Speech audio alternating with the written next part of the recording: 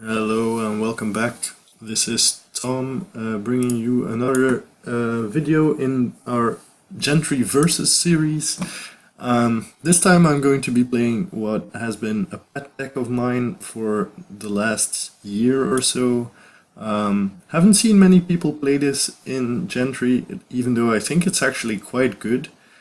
And it's a lot of fun to play, but it's also not typically the deck that I like to play because it's very straightforward, always plays more or less the same, and I like having decks where I have a lot of choices, and that's not really the case here. But this is a almost mono green, just splashing for a few cards, a few red cards, ramp deck. And I think I've been playing this for quite a while in Gentry actually, and I think it's gotten a lot better lately. It's gotten better with when Duskwatch Recruiter came out in Shadows, because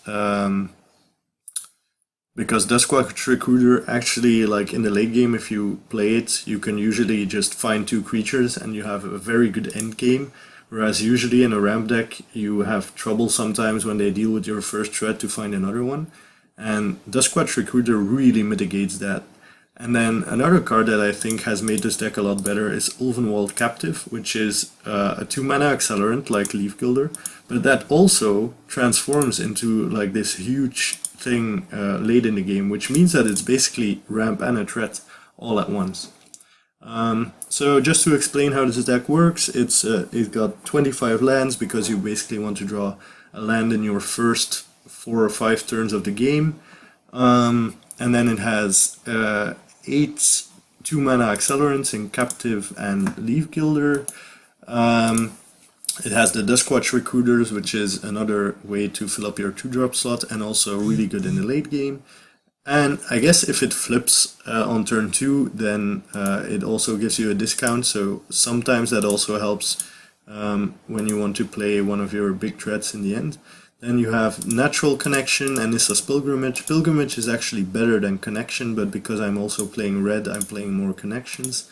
Then 7 4-drop accelerants, Explosive Vegetation and Hedron Archive. And then we come to the major threats. The best one of which, of course, except for the rares, because the rares are great, but except for the rares, the best one to actually play early is Bladed Crusher, because you can play it on turn 4 and a turn 4 7/6 trample hexproof, and especially the hexproof is so relevant.